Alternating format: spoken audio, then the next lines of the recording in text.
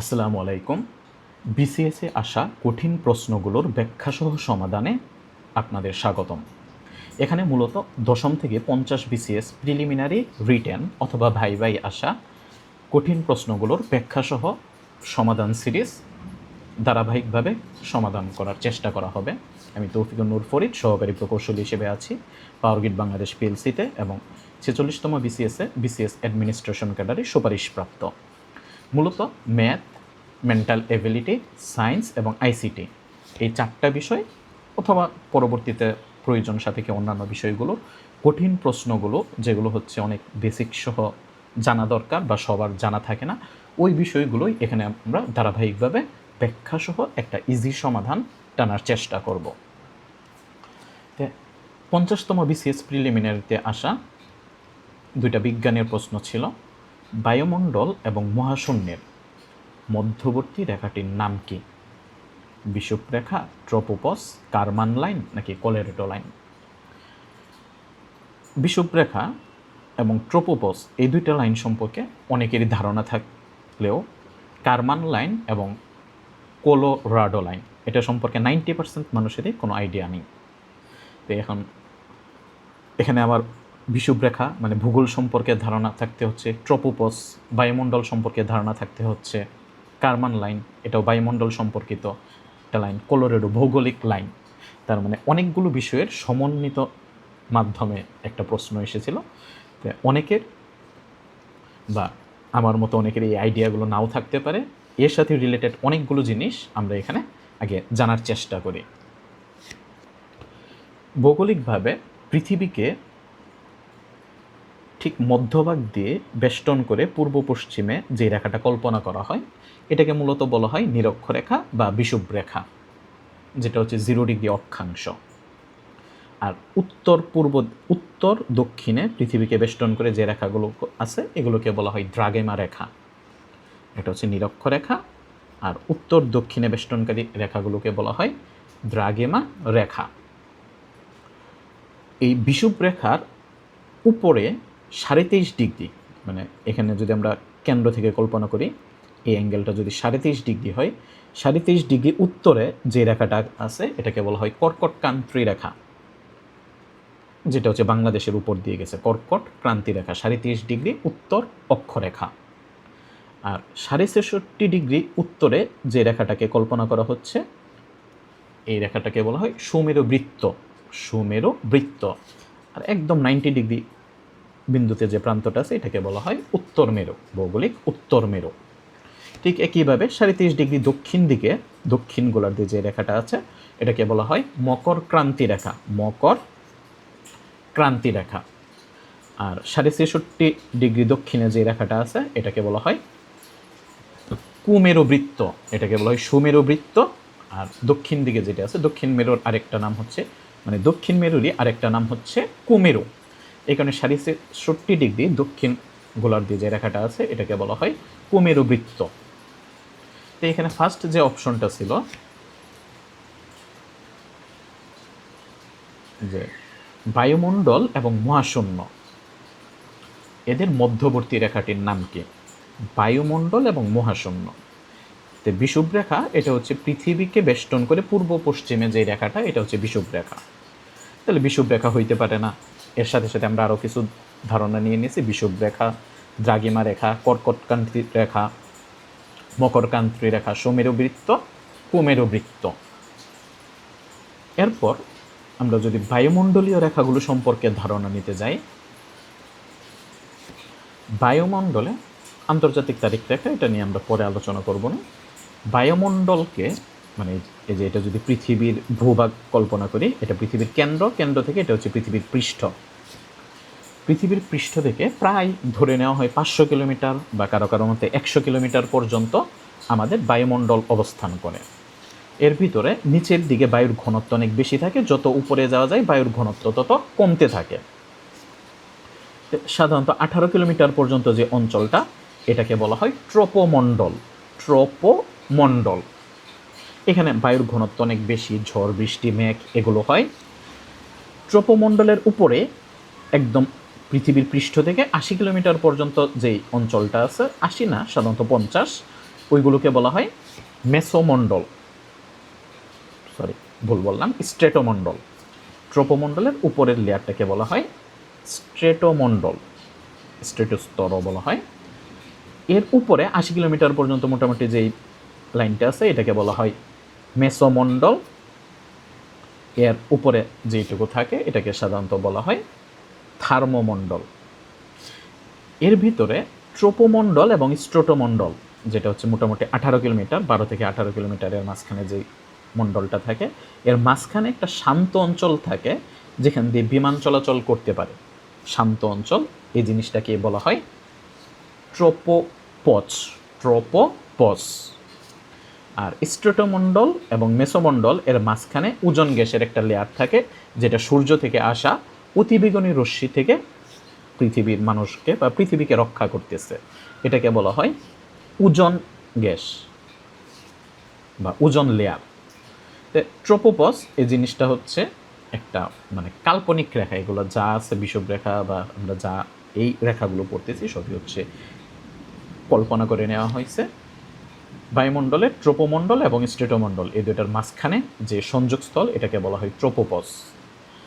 আর ট্রোপোপজে এসে তাপমাত্রা বৃদ্ধির সাথে সাথে এখানে তাপমাত্রার কমাটা বন্ধ হয়ে যায়। বিমানের জন্য এটা একটা স্থিতিশীল অঞ্চল, যেহেতু এটা শান্ত অঞ্চল, এটার ভিতর দিয়ে বিমান চলাচল করতে পারে। তো এটাও মানে পৃথিবী বা মহাশূন্য, বায়ু এবং মহাশূন্য এদের মাঝখানের কোনো লেয়ার না। পরবর্তীতে যে লাইনটার কথা বলা হয়েছিল এটা ছিল কারমান লাইন। এই যে একটু আগে বলেছিলাম বায়ুমণ্ডলটা কারো কারো মতে 100 কিলোমিটার, কারো কারো মতে 1000 কিলোমিটার পর্যন্ত পৃথিবীর বায়ুমণ্ডলটা আছে। কিন্তু নিচের দিকে ঘনত্ব বেশি আর উপরের দিকের ঘনত্ব ধীরে ধীরে কমতে থাকে, এবং একটা নির্দিষ্ট উচ্চতা যাওয়ার পর বায়ুর ঘনত্ব খুবই কম হয়ে যায় বা শূন্যের কাছাকাছি হয়। এটাকেই বলা হয় পৃথিবী এবং মহাকাশ। পৃথিবী এবং মহাকাশ মানে পৃথিবীর বায়ুমণ্ডলের ঘনত্বও শেষ হয়ে গেল, এবং বাহিরের যে বিশাল জগৎটা, এই মহাকাশের মধ্যবর্তী যে আন্তর্জাতিক একটা লাইন কল্পনা করে নেওয়া হয়েছে, এই লাইনটাকে বলা হয় কারমান লাইন। সমুদ্রপৃষ্ঠ থেকে সাধারণত এটা 100 কিলোমিটার উপরে বা 62 মাইল উপরে থাকে, এবং তাত্ত্বিকভাবে এই উচ্চতার উপর বায়ুমণ্ডল এতই হালকা যে এখান দিয়ে সাধারণ বিমান, যেহেতু বিমান কি হয় ক্রিয়া প্রতিক্রিয়া বলের মাধ্যমে যায়, যে সে হচ্ছে গ্যাস নিক্ষেপণ করে বা অন্য কোনো মাধ্যমে বল প্রয়োগ করে, মানে কোনো একটা জায়গায় বল প্রয়োগ করতে হয়। এখানে যেহেতু 100 কিলোমিটারের উপরে বায়ুর ঘনত্বই নাই বা বায়ু নাই বলা যায়, এই কারণে এখানে বিমান উঠতে পারে না। এটা এখানে এরোডাইনামিক লিফট মানে যে বাধা বা প্রত্যয়নী বলটা প্রয়োজন হয়, এই বলটা পাই না। তো এটুকুই হচ্ছে আমাদের অ্যাটমসফিয়ার, যেটা হচ্ছে 100 কিলোমিটার পর্যন্ত বিস্তৃত। আবার 100 কিলোমিটার পর্যন্ত যে বিস্তৃত এটাও না, অনেকের ধারণা 1000 কিলোমিটার পর্যন্ত বিস্তৃত। তখন আমাদের বায়ুমণ্ডলকে 5টা লেয়ারে ভাগ করা হয়েছিল, একটু আগে যেগুলো বলা হয়েছিল, ট্রোপোস্ফিয়ার, স্ট্রেটোস্ফিয়ার, মেসোস্ফিয়ার, থার্মোস্ফিয়ার, এবং লাস্টে হচ্ছে এক্সো, বাইরে, এক্সোস্ফিয়ার। সাধারণত ট্রোপোস্ফিয়ারটা 12 কিলোমিটার পর্যন্ত, স্ট্রেটোস্ফিয়ারটা 15 কিলোমিটার পর্যন্ত, মেসোস্ফিয়ারটা 85, আর থার্মোস্ফিয়ারটা 690 কিলোমিটার পর্যন্ত একটা লেয়ার, যেটা পৃথিবীর পৃষ্ঠ থেকে কতটুকু উপরে অবস্থান করতেছে এই জিনিসটা বর্ণনা করা হয়। তার মানে হচ্ছে কারমান লাইন হচ্ছে পৃথিবীর বায়ুমণ্ডল এবং মহাশূন্য এই দুইটার সংযোগস্থল। আশা করি বুঝতে পেরেছি। এরপর একটা লাইন বলা ছিল, এই লাইনটা নিয়ে অনেক দ্বিমত থাকতে পারে, একটা হচ্ছে কোলোরাডো লাইন। তো কোলোরাডো লাইন বলতে আসলে কোনো লাইন এখন পর্যন্ত গুগলে সার্চ দিয়ে পাওয়া যায় না। কোলোরাডো লাইন ধরে নেওয়া যায় কোলোরাডো অঙ্গরাজ্য মানে যুক্তরাষ্ট্রের একটা স্টেট। এই স্টেটকে বেষ্টন করে যদি আমরা একটা কাল্পনিক রেখা কল্পনা করতে পারি, এটাকে সব ভৌগোলিক যে সীমারেখা ওটাকে কোলোরাডো লাইন বলতে পারি। আর যে লাইনটা সম্পর্কে একটু ধারণা পাওয়া যায় এটা হচ্ছে কোলোরাডো জয়েন্ট লাইন। কোলোরাডো জয়েন্ট লাইন হচ্ছে মার্কিন যুক্তরাষ্ট্রের কোলোরাডো যে রাজ্য, এই রাজ্যের একটা গুরুত্বপূর্ণ রেল সংযোগ, যেটা হচ্ছে দুইটা জায়গা, ডেনভার এবং পুয়েবলো। ডেনভার এবং পুয়েবলো এই দুইটার মাঝখানে সংযোগকারী একটা দীর্ঘ 120 মাইল দীর্ঘ রেলওয়ে করিডোর। এই যে এখানে যে লাইনগুলো দেখা যাচ্ছে বিভিন্ন স্টেশন, এই যে গ্র্যান্ডবি স্টেশন, রিসোর্ট, এগুলো হচ্ছে একটা রেল লাইন। এই সংযোগটা মানে রেলওয়ে করিডোরটাকে আমরা কোলোরাডো জয়েন্ট লাইন বলতে পারি। আর কোলোরাডো লাইন যদি না থাকে বলতে পারি কোলোরাডো অঙ্গরাজ্যের চারপাশে যে কল্পিত লাইন, ওইটাই হচ্ছে কোলোরাডো লাইন, একটা প্রশাসনিক সীমানা। তো অনেকগুলো লাইন সম্পর্কে আমরা ধারণা পেয়ে গেছি অলরেডি। এর বাইরেও আরও অসংখ্য লাইন সম্পর্কে আসতে পারে, ওই লাইনগুলো নিয়ে পরবর্তী কোনো ক্লাসে আমরা আলোচনা করব। কর্কট ক্রান্তি রেখা, মকর ক্রান্তি রেখা, মূল মধ্যরেখা। মূল মধ্যরেখা হচ্ছে আসলে 0 ডিগ্রি দ্রাঘিমা রেখা, একটু আগে বলা হয়েছিল। পৃথিবীর উত্তর দক্ষিণে বেষ্টন করে যে রেখাটা কল্পনা করা হয় এটাকে বলা হয় দ্রাঘিমা রেখা। 0 ডিগ্রি যে দ্রাঘিমা রেখা এটাকে বলা হয় মূল মধ্যরেখা। এটা গ্রিনউইচ মন্দিরের উপর দিয়ে চলে গেছে।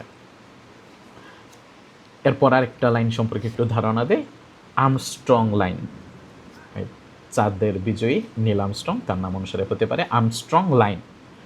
সমুদ্রপৃষ্ঠ থেকে 18 থেকে 19 কিলোমিটার উপরে বায়ুমণ্ডলে একটা কল্পিত রেখা, যেখানে এই যে 18 কিলোমিটার ট্রোপো এবং স্ট্রেটো, ওই মণ্ডলের কাছাকাছি স্ট্রেটো মণ্ডলে বায়ুচাপ এত কম যে এখানে স্বাভাবিক তাপমাত্রায় আসলে রক্ত না, পানি বাষ্পীভূত হয়।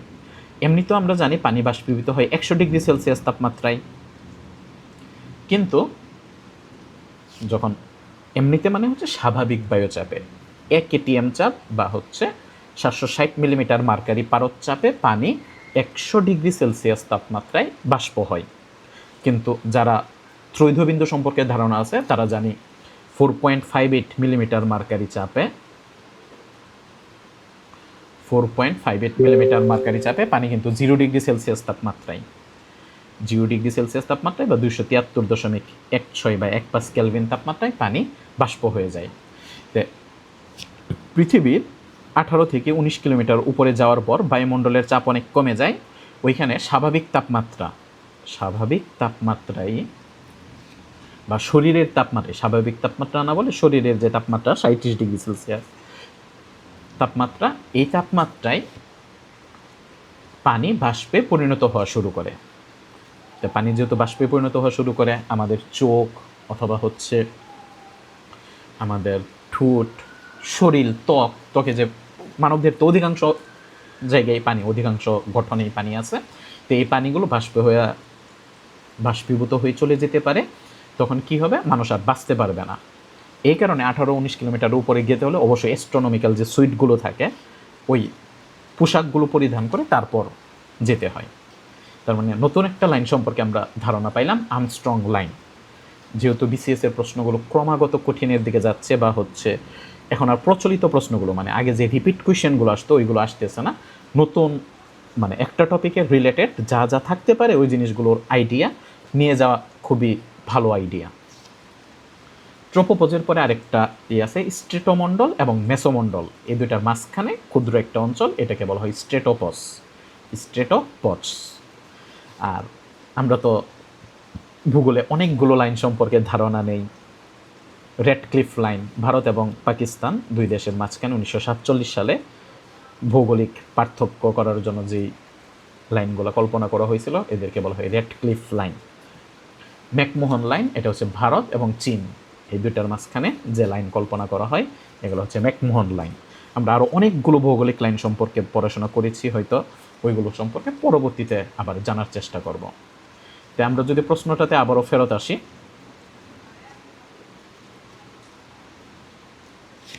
বায়ুমণ্ডল এবং মহাশূন্য এই দুইটার মধ্যবর্তী রেখা কোনটি? তাহলে বিষুবরেখা হইতে পারে না, কারণ বিষুবরেখা হচ্ছে একটা ভৌগোলিক রেখা, পৃথিবীর মাঝখান দিয়ে যে রেখা কল্পনা করা হয়েছে এটা হচ্ছে বিষুবরেখা পূর্ব পশ্চিমে। আর উত্তর দক্ষিণে 0 ডিগ্রি দ্রাঘিমা রেখা বরাবর যেটা আছে এটাকে বলা হয় মূল মধ্যরেখা। আর ট্রোপোপজ হচ্ছে ট্রোপোস্ফিয়ার এবং স্ট্রেটোস্ফিয়ারের মাঝখানের একটা লেয়ার ট্রোপোপজ, তার মানে এটাও না। বায়ুমণ্ডল এবং মহাশূন্য অথবা পৃথিবী এবং মহাশূন্য যদি বলে, পৃথিবী এবং মহাশূন্যের মাঝখানের যে রেখা এটাই হচ্ছে কারমান লাইন। আর কোলোরাডো লাইন, এটা একটা কোলোরাডো অঙ্গরাজ্যের চারপাশের লাইন অথবা হচ্ছে তাদের রেল লাইন, দুইটা শহরকে সংযোগ করে যে রেল লাইনটাই করা হয়েছে এটাকে বলা হয় কোলোরাডো জয়েন্ট লাইন। আর্মস্ট্রং লাইন, আরও কিছু কিছু লাইন সম্পর্কে আমরা চেষ্টা করেছি। এখানে আরেকটা জিনিস আমরা পড়ব, দ্বিতীয় যে প্রশ্নটা, প্রত্যয়ন বায়ু। প্রত্যয়ন বায়ুকে বলা হয় পশ্চিমা বায়ু। পশ্চিমা বায়ু উত্তর গোলার্ধে কোন দিক থেকে কোন দিকে প্রবাহিত হয়? অনেকগুলো অপশন দেওয়া আছে। আসলে বায়ুর প্রবাহ এই জিনিসগুলো সম্পর্কে ধারণা 9-10 বা এর পূর্বে সমাজ বইয়ে একটু একটু ছিল, কিন্তু ওই জিনিসগুলো অনেকেরই কাছে একটু খটকাদায়ক মনে হয়। বিভিন্ন লাইন যেহেতু ছিল, এখানে আরেকটা লাইন সম্পর্কে একটু আইডিয়া দিয়ে নেই। এটা হচ্ছে আন্তর্জাতিক তারিখ রেখা, সাধারণত 180 ডিগ্রি দ্রাঘিমা রেখা বরাবর। 180 ডিগ্রি দ্রাঘিমা রেখা বরাবর দেখা যায় যে এই দ্রাঘিমা রেখাটা অতিক্রম করলে দিনের একটা ব্যবধান সৃষ্টি হয়ে যায়। দিনের ব্যবধানটা ঘুচিয়ে দেওয়ার জন্য সমুদ্র পথের বা পানিপথ বা জলপথের উপর দিয়ে প্রশান্ত মহাসাগর, মূলত প্রশান্ত মহাসাগর, অন্যান্য সাগরের উপর দিয়েও যাবে যেহেতু সাগর অনেক বড়, মূলত প্রশান্ত মহাসাগরের উপর দিয়ে আঁকাবাঁকা করে জলপথের উপর দিয়ে যে রেখাটা কল্পনা করা হয়েছে, এই রেখাটাকে বলা হয় আন্তর্জাতিক তারিখ রেখা। আন্তর্জাতিক তারিখ রেখা, এটা নিয়ে ম্যাথও আছে, এই ম্যাথগুলো আমরা পরে করব। বায়ুমণ্ডলের রেখাগুলো সম্পর্কে আমাদের ধারণা হয়েছে। এটা নিয়েও অনেক কিছু বলা যায়, যে কোন মণ্ডলে উপরে গেলে তাপমাত্রা বাড়ে, কোন জায়গাতে কমে, কোন জায়গাতে উপরে গেলে মানে কত কিলোমিটার উপরে গেলে তাপমাত্রা কত করে বাড়ে, কত করে কমে। ওই জিনিসগুলো আমরা এক সময় পড়ার চেষ্টা করব। এখন আমরা যে জিনিসটা একটু বায়ু প্রবাহ সম্পর্কে বেসিক ধারণাটা দিয়ে দেওয়ার চেষ্টা করি। বায়ু আসলে উচ্চচাপ থেকে নিম্নচাপ, উচ্চচাপ থেকে নিম্নচাপ অঞ্চলের দিকে প্রবাহিত হয়। আর ফেরেলের সূত্র অনুসারে উত্তর গোলার্ধে বায়ু হচ্ছে ডান দিকে বেঁকে যায়, আর দক্ষিণ গোলার্ধে বায়ু হচ্ছে বাম দিকে বেঁকে যায়। এই দুইটা সূত্র দিয়ে মোটামুটি বায়ু প্রবাহ ব্যাখ্যা করা হয়, যে বায়ু স্বাভাবিকভাবে উচ্চচাপ থেকে নিম্নচাপে প্রবাহিত হয়, আর এটা ফেরেলের সূত্র অনুসারে উত্তর গোলার্ধের ডান দিকে বেঁকে, আর দক্ষিণ গোলার্ধে সে যখন প্রবাহিত হয় তখন সে বাম দিকে বেঁকে যায়। পৃথিবীর এই যে 0 ডিগ্রি বরাবর যে রেখাটা আছে, এটাকে বলা হয় নিরক্ষরেখা বা বিষুব রেখা। এখানে সূর্য সবসময় লম্বভাবে কিরণ দেয়। সূর্য সবসময় লম্বভাবে কিরণ দেয়, যার কারণে সূর্যের তাপ অনেক বেশি থাকে, আর তাপ বেশি হইলে বায়ু হালকা হয়ে যায়, যার কারণে এটা হচ্ছে নিম্নচাপ বলয়, নিম্নচাপ। এর উপরে 30 ডিগ্রি বরাবর একটা অঞ্চল আছে, যেটাকে বলা হয় কর্কটীয় উচ্চচাপ, মানে কর্কট ক্রান্তি রেখা 23.5 ডিগ্রি, এটার কাছাকাছি। এখানে দেখা যায় যে বায়ুর চাপ অনেক বেশি থাকে, এটাকে বলা হয় কর্কটীয় উচ্চচাপ বলয় বা উচ্চচাপ অঞ্চল। আর এখানে দক্ষিণে মকর ক্রান্তি রেখা বরাবর যে রেখাটা আছে, এটা হচ্ছে মকরীয় উচ্চচাপ বলয়। এরপর 63.5 ডিগ্রি যেটা ছিল সুমেরু বৃত্ত, এখানে 60 ডিগ্রি বরাবর যে এটা অঞ্চলটা আছে, এটা আবার নিম্নচাপ অঞ্চল। ঠিক একইভাবে কুমেরু বৃত্ত বরাবর যেটা আছে, এটা হচ্ছে নিম্নচাপ অঞ্চল। আর উত্তর মেরু বা সুমেরুতে হচ্ছে উচ্চচাপ থাকে, দক্ষিণ মেরু বা কুমেরুতেও উচ্চচাপ থাকে। দ্যাট মিনস সূর্যের তাপের পার্থক্যের কারণে এখানে উচ্চচাপ, এখানেও উচ্চচাপ, মাঝখানে বিষুব রেখাতে হচ্ছে নিম্নচাপ, কর্কট ক্রান্তি বা মকর ক্রান্তি উচ্চচাপ, সুমেরু বৃত্ত, কুমেরু বৃত্ত, এই দুইটাতে আবার নিম্নচাপ থাকে। এখন নিয়মিত বায়ু যে প্রবাহিত হয়, নিয়মিত মানে সবসময় সর্বদা কোনো বিশেষ ব্যতীত বায়ু যে প্রবাহিত হয়, এটাকে বলা হয় নিয়ত বায়ু। এই নিয়ত বায়ুকে 3টা ভাগে ভাগ করা হয়: অয়ন বায়ু বা বাণিজ্য বায়ু, অয়ন বায়ু বা বাণিজ্য বায়ু, তারপর হচ্ছে প্রত্যয়ন বায়ু বা পশ্চিমা বায়ু, প্রত্যয়ন বায়ু বা হচ্ছে পশ্চিমা বায়ু, আর লাস্ট হচ্ছে মেরু বায়ু। কোনটা কি? বিষুবরেখা, কর্কট ক্রান্তি, মকর ক্রান্তি, এর মাঝখানে যে বায়ুটা প্রবাহিত হয়, এটা হচ্ছে আমি একটু ব্যাখ্যা করব। উত্তর মানে কর্কট ক্রান্তি রেখা থেকে এই দিকে প্রবাহিত হচ্ছে, আর মকর ক্রান্তি রেখা থেকে এই দিকে প্রবাহিত হচ্ছে। এই বায়ুটাকে মূলত বলা হয় অয়ন বায়ু বা বাণিজ্য বায়ু। আগেকার দিনে সমুদ্রগুলো এই বায়ু প্রবাহের দিকে প্রবাহিত হইতো, এই কারণে হচ্ছে মানে জাহাজগুলো এই দিকে প্রবাহিত হইতো, এই কারণে এদেরকে বলা হয় বাণিজ্য বায়ু, ট্রেড এয়ার। যে জিনিসটা হয়, এটা যেহেতু উচ্চচাপ অঞ্চল, উচ্চচাপ থেকে বাতাস হচ্ছে নিম্নচাপের দিকে প্রবাহিত হবে। আমি আবার এখানে একটু বোঝানোর চেষ্টা করি। এটা হচ্ছে উচ্চচাপ আর এটা হচ্ছে নিম্নচাপ।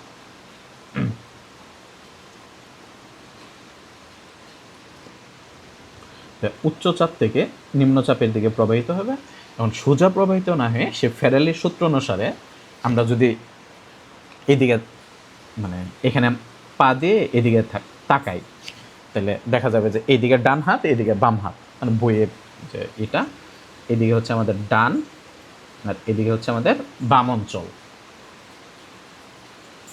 এটা হচ্ছে ডান আর এটা হচ্ছে বাম। তাহলে ফেডেল সূত্র দিছে উত্তর গোলার্ধে বাতাস হচ্ছে ডান দিকে বেঁকে যায় বায়ু। তাহলে এই বায়ুটা তখন কি হবে, এই ডান দিকে বেঁকে যাবে, এদিকে বেঁকে যাচ্ছে। এখন এটা কোন দিকে প্রবাহিত হচ্ছে, যাদের মানচিত্র সম্পর্কে ধারণা আছে, এটা হচ্ছে উত্তর দিক, এটা দক্ষিণ দিক, এটা পূর্ব দিক, এটা পশ্চিম দিক। তাহলে উত্তর গোলার্ধে সে যখন ডান দিকে বেঁকে গেছে, এই যে এই দিকে সে প্রবাহিত হচ্ছে, তখন এই দিকটাকে বলা হয় উত্তর এবং পূর্ব দুইটার মাঝামাঝি উত্তর পূর্ব দিকে প্রবাহিত হচ্ছে। এটাকে বলা হয় উত্তর পূর্ব অয়ন বায়ু। উত্তর পূর্ব অয়ন বায়ু মানে ঠিক উত্তর এবং পূর্বের মাঝামাঝি হলে 45 ডিগ্রি হইলে, যারা ফিজিক্স সম্পর্কে ধারণা আছে, তখন এটাকে বলা হয় উত্তর পূর্ব অয়ন বায়ু। আর আবারও আমরা যদি একটু ফেরত আসি, এটা নিম্নচাপ আর মকর ক্রান্তীয় বলয়টা হচ্ছে উচ্চচাপ। তাহলে উচ্চচাপ থেকে যখন নিম্নচাপে যাবে, এদিকে যাওয়ার কথা, এখন আমি সোজা এইদিকে আছি, এটা হচ্ছে আমার ডান হাত, এটা হচ্ছে আমার বাম হাত, তার মানে এই দিকটা ডান হাত, এই দিকটা বাম, ডান সরি, আর এটা হচ্ছে বাম। তাহলে ফেডেলের সূত্র অনুসারে বায়ু হচ্ছে দক্ষিণ গোলার্ধে, যেহেতু এটা পৃথিবীর দক্ষিণ গোলার্ধ, বাম দিকে বেঁকে যাবে। তাহলে তখন সে এই দিকে বেঁকে যাচ্ছে, দক্ষিণ থেকে এই দিকে বেঁকে যাচ্ছে। তো এটা এখন কোন দিকে প্রবাহিত হচ্ছে, এই দিকে প্রবাহিত হচ্ছে। এটাকে যদি আমরা ম্যাপে আঁকি, এই যে এখানে এই দিকে, তাহলে এটা দক্ষিণ, এটা পূর্ব, দক্ষিণ পূর্বের মাঝামাঝি প্রবাহিত হচ্ছে। এটাকে বলা হয় দক্ষিণ পূর্ব অয়ন বায়ু। তাহলে আমরা বুঝে ফেললাম অয়ন বায়ু হচ্ছে মূলত 5 থেকে 35 ধরে না হয় 5 থেকে 35 ডিগ্রি বা 30 ডিগ্রির মাঝখানে যে বায়ুটা প্রবাহিত হয় উত্তর অথবা দক্ষিণ গোলার্ধের দিকে, ওইটাকে বলা হয় অয়ন বায়ু। এই অয়ন বায়ুটা উত্তর পূর্ব এবং দক্ষিণ পূর্ব এই দুই দিকে প্রবাহিত হয়। একটাকে বলা হচ্ছে উত্তর পূর্ব অয়ন বায়ু, যেটা কর্কট ক্রান্তীয় উচ্চচাপ থেকে নিরক্ষীয় অঞ্চলের দিকে আসতেছে, নিরক্ষীয় অঞ্চলে এসে এটা একদম শান্ত বায়ুতে পরিণত হয়, মানে নিম্নচাপে এসে আনুভূমিক প্রবাহিত হওয়া শুরু হয়। আর এটার ক্ষেত্রে হচ্ছে মকরীয় উচ্চচাপ থেকে আবার নিরক্ষীয় নিম্নচাপের দিকে যে বায়ুটা আসছে, এটাকে বলা হয় দক্ষিণ পূর্ব অয়ন বায়ু। আশা করি বুঝতে পেরেছি। এই দুইটা সূত্র খেয়াল রাখতে হবে, যেটা হচ্ছে ফ্রেনেলের সূত্র। পরবর্তীতে আমরা একটু পশ্চিমা বায়ু সম্পর্কে ধারণা নেওয়ার চেষ্টা করি।